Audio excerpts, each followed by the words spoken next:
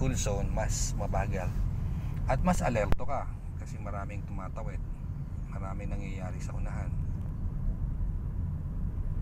at distansya rin sa sasakyan. Pag bumagal yung motorcycle, okay lang yun.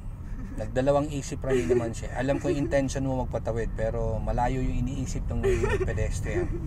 O sa part na to, dahil likod ng eskwelahan yan, maaaring may tatawid. So magbigay ka ng daan kung sakaling may tatawid. Okay, wala naman. Another pedestrian. Ayan, may tumatawid. Sana yung si mamang pulis dapat nagbigay na ng daan. Huwag kang lalapit agad dyan sa jeep, tatakbo agad yan. So asahan mo ang jeep, ganyan lagi, stop and go. Hihintayin natin sila makatakbo, tapos keep distance ka. Huwag kang susunod sa kanila malapit, kasi pag nakakita ng pasahero yan, titigil yan. Di naman lahat, mayroon namang marunong tumabi, pero mas marami lang talagang nasa gitna. Di ko naman kayo nilalahat ha, huwag kayo magalit sa akin, pero mas marami talagang tumitigil lang sa gitna. So lagi may distansya sa lahat ng klase ng pampasaherong sasakyan. Kahit padjak, ganun din sa padjak, pampasahero pa rin yan. Yan, tuloy-tuloy. School zone ito, kaya ang takbuhan namin dito ay 20 kilometers below. Yan, nakakita ng pasahero yan, kaya nag-right. Dito ka sa left. So lalayo ka ng Bagya. Good. Tuloy-tuloy, diretso lang. Ayos.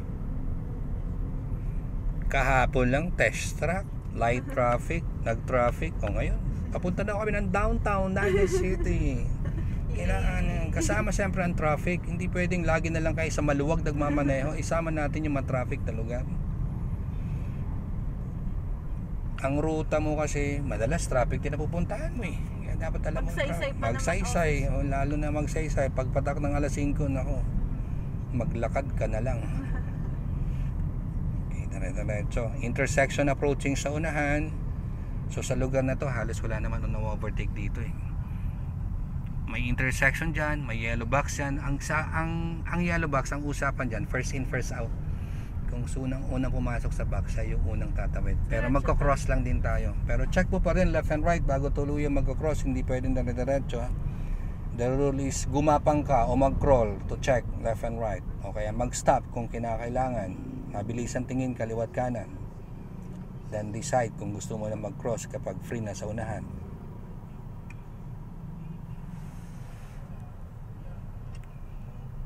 Okay, very good.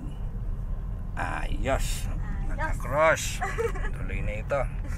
May umatras. Bagalan mo, hintayin natin siya matapos ng konti. Yun. So pag may nakakita kang ganyan nagmamaniobra, hindi mo kailangan magpatakbo agad. Bagalan mo muna, hintayin mo kung anong gagawin niya. Diretso, likod ng e-mall. Very good. Ayaw nilang tumawid, nabasa nila R9080. Ayaw nilang tumuloy. May nagko-cross. Ayan, nakalabas na. Bibigyan mo na ng daan yan. Yan mamambagay sa iyong sasakyan. Yung tipong ang laking auto, pagbaba mo, si Ma'am Deb lang pala. Okay, signal light right, magra-right to tayo kasi no entry na din sa unahan, naging one way yan. Pabagal tayo sa part na to, no need mag-gas pedal. Apply pa na konting brake, pabagalin pa. Mas maganda kasi lumiko tayo ng malalim na kanan kung mabagal lang. Parang test track lang, gamitan mo ng reference.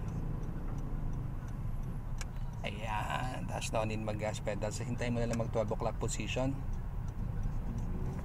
And then balik pa sa straight. Good. Okay, pwede ka mag-apply ulit ng konting gas. Tapos signal light ulit ng left. Kakaliwa naman tayo. Keep distance lang sa sakyan sa unahan. Huwag masyadong malapit. Keep left naman tayo kasi pa-left naman tayo. To turn right daw, keep right. To turn left, keep left. Ayan. Pwede mong gamitan ulit yan ng reference. Pero check ka muna sa right side bago tuluyang kakaliwa. Bilisan tingin, very good. Yun. Ganun nga. Then 12 o'clock position, balik sa straight, magbigay ng daan sa lahat ng pedestrian at sumunod sa batas trapiko ng downtown Naga City. This is it.